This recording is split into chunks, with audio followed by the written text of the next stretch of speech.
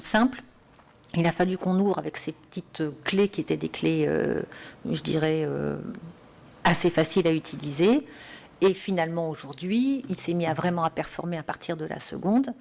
Il est rentré là cette année, il est en 2e année à l'INSA à Lyon, qui est une grande école d'ingénieurs, et il passe la barre là, des examens avec des notes qui sont au plafond. Hein, il réussit excessivement bien.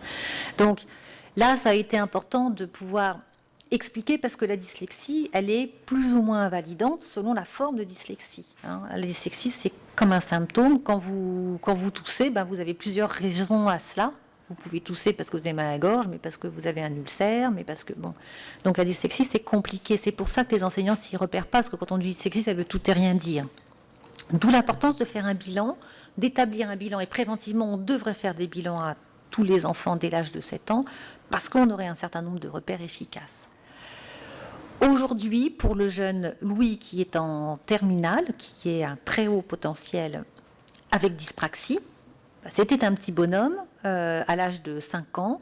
La dyspraxie entraîne un retard aussi de l'intégration posturale, c'est-à-dire qu'il se présentait un peu tout pâteau, et puis l'écriture était illisible. Donc vous imaginez pour un gamin comme ça rentrer à l'école, le regard porté de l'adulte de son enseignante sur cet enfant a naturellement pensé qu'il était en difficulté, puisqu'il avait des symptômes physiques d'un retard d'intégration moteur et un retard d'intégration graphomotrice.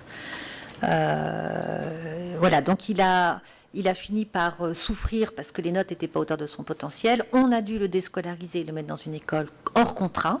Hein, donc on a mis en place une stratégie parce que l'enfant était en grande souffrance psychologique de ne pas pouvoir se nourrir, de ne pas pouvoir échanger, parce qu'il fallait qu'il soit au rythme de tout le monde.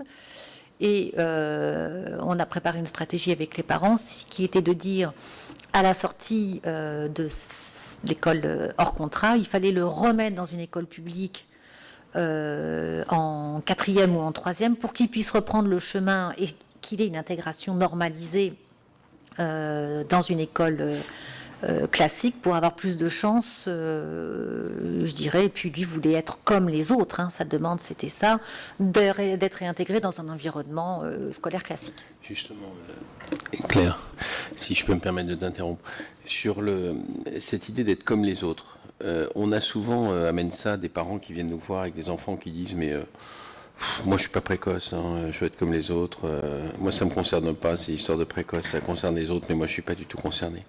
Comment vous faites avec ça? Eh bien, on travaille plus particulièrement, on va s'axer sur le fait de la différence, c'est-à-dire qu'on essaye d'échanger avec la famille sur le fait de mesurer 1m80 ou d'avoir des yeux bleus. C'est une donnée génétique. Et donc, il y a des constantes génétiques qui sont après améliorées, stimulées, entraînées ou non par l'environnement, qui sont un fait. Et donc, et on essaye vraiment d'axer et de dire que c'est bien d'avoir un cerveau qui marche bien, mais ça ne suffit pas dans la vie. D'abord, ça peut être gênant d'être décalé et de ne pas le savoir. Donc, ce qui est important, c'est de savoir qui on est et quels sont nos besoins. Donc on le décline sous forme de besoins. Et puis, au-delà de dire j'ai un bon cerveau, ça ne veut pas dire je suis meilleur. Et donc, on va axer l'accompagnement sur l'importance de la relation, sur l'importance de la représentation du monde, ce qui a du sens, ce qui a de la valeur, du partage. Hein. On a beau avoir un gros cerveau, on n'a que 2 bras. Et on va travailler plutôt en orientant autour de l'épanouissement du potentiel et la prise en compte. Il faut le prendre en compte, mais ça ne suffit pas pour réussir et pour être heureux. D'accord. Et vous parlez... Oui, merci. Ah oui, on était partis, nous. Hein. Alors, sur les profils qu'on peut être amené à rencontrer, la précocité est déjà une difficulté en soi parce que le décalage est important et entraîne d'autres décalages. On va peut-être pas... Aujourd'hui, on échangera si vous le souhaitez, mais je vais peut-être me centrer sur les difficultés associées en plus du décalage, hein, c'est-à-dire la dyslexie. Bon, on a évoqué la dyspraxie, dysgraphie chez le haut potentiel. C'est rare, mais ça arrive. Et ce qui est un cas beaucoup plus fréquemment rencontré, et on ne sait pas bien débattre sur cette question-là, c'est le trouble déficit d'attention associé au potentiel. Alors le trouble déficit d'attention, c'est vraiment une particularité de fonctionnement à part entière qui est difficile à identifier, sauf si elle s'accompagne de troubles qui sont l'hyperactivité. L'hyperactivité, c'est une forme d'instabilité motrice. Alors, est-ce que c'est une difficulté? Est-ce que c'est un don? Tout dépend où ça s'exprime. On a travaillé avec des hauts potentiels déficits d'attention. Aujourd'hui, ils sont responsables de casernes de pompiers ou responsables de la sécurité à la Banque de France. Donc, il suffit simplement de trouver l'environnement. Et c'est sûr qu'un enfant qui est hyper kinesthésique et qui a besoin de bouger, c'est aussi une manière de rencontrer et de découvrir son environnement sur le plan moteur. Et il y a des métiers derrière qui sont des métiers importants, qui nécessitent des compétences que tout le monde n'a pas et dont les hyperactifs peuvent être porteurs. Simplement, ça gêne à l'école et la pédagogie, si en plus ils sont à haut potentiel, il y a un rythme pédagogique qui n'est pas respecté. Parce c'est pas parce qu'il y a une difficulté qu'il n'y a pas besoin que le rythme et le débit soient plus importants, soient simplifiés, soient concentrés. Donc il y a cette problématique-là. Et puis il y a une manière d'accompagner pédagogiquement. S'il y a un déficit d'attention, il y a un trouble de la mémorisation. Donc ça, c'est vraiment, on peut dire plutôt une difficulté. Donc il y a une manière pédagogique et technique de compenser ce trouble de la mémorisation. Donc on sait faire aujourd'hui par des supports, par répéter la consigne, on sait faire. Simplement, la difficulté, c'est d'abord d'identifier, parce que quand il n'y a pas d'hyperactivité, on voit que l'enfant s'échappe. Le précoce a tendance à déjà pas être très intéressé par les contenus académiques standards. Donc la capacité à dépister le déficit d'attention pur est plus difficile et elle est quand même assez présente, plus particulièrement chez les garçons, puisque 3 enfants sur 4 sont des garçons TDA. Les symptômes clairs du déficit d'attention, c'est quoi? C'est je zappe, je suis plus avec vous, j'arrive plus à entendre ce que dit la maîtresse, c'est quoi? C'est une saturation de la mémoire de travail, ça veut dire que la capacité d'écoute est effectivement de très très courte durée. D'accord. Et concrètement, qu'est-ce qu'on dit à ces enfants? Concentre-toi. Écoute. Mais c'est dur. Pas facile. C'est une difficulté. Aujourd'hui, on sait qu'elle est sûrement sous-tendue. Alors, chez le précoce, la problématique, c'est qu'il peut aussi y avoir un problème d'attention parce qu'il y a un problème de motivation. C'est ce qui rend complexe le dépistage. Mais l'incapacité, le trouble de la mémorisation fait qu'il y a un état de saturation. C'est comme si vous aviez en mémoire de travail une toute petite zone efficace. Donc, au lieu de stocker 50 informations en 5 minutes, vous en stockez 10. Donc, il vous en manque 40. Et il n'y a pas des petits trucs là comme ça pour retrouver le fil? Parce que ça y est, ma mémoire est pleine. Donc, à la limite, je vais faire quelque chose pour vider ma mémoire et me rendre disponible. Les trucs, c'est d'avoir les supports visuels en même temps qu'on entend sur le plan auditif, de répéter la consigne, de ne pas donner trop d'informations à la fois. Et de prendre des notes de façon simplifiée en utilisant des cartes mentales. Il faut un petit peu former et donner les éléments pédagogiques à l'enfant et à l'enseignante. On arrive grosso modo à compenser quand même. On ne sait pas non plus, il faut que l'enfant soit acteur. La problématique, c'est qu'il y a quand même réellement une problématique organique. C'est-à-dire que les substances probablement qui sont en jeu sont déficitaires dans certains lieux du cerveau.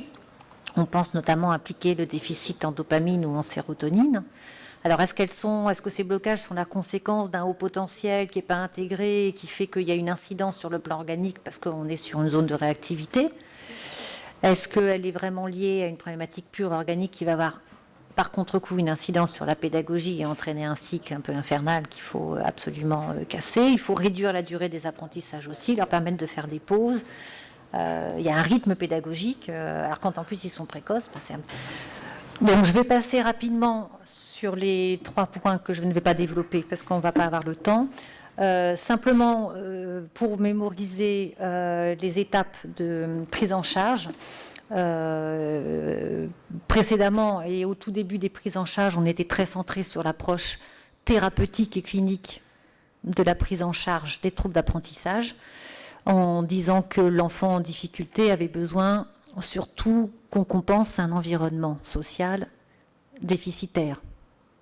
On n'était pas sous l'angle qu'il pouvait y avoir une difficulté neuropsychologique, c'est-à-dire que le cerveau du dyslexique ne fonctionne pas comme un cerveau du TDA, ni comme un cerveau du dyspraxique. Donc on pensait que, par l'incidence freudienne, que à la fois la guidance parentale devait être mieux faite et l'environnement devait être plus stimulant. Donc on rajoutait, ou on spécifiait l'accompagnement pour les enfants en difficulté. Plus récemment, autour des années 2000, on a de plus en plus pu introduire les notions de la neuropsychologie, sachant que le mode de fonctionnement de l'enfant précoce, c'est vraiment un mode de fonctionnement à part entière, parce que le fait qu'il soit en avance l'amène aussi à développer un autre niveau de conscience, qui n'est pas appréhendé par les tests, mais qui fait qu'il a un fonctionnement extrêmement particulier, et le cerveau fonctionne souvent en simultanéité, c'est-à-dire que tous les modules du cerveau peuvent être activés en même temps. Donc on a pu marquer par la neurobiologie de la réalité et de la pertinence d'un mode de fonctionnement différent.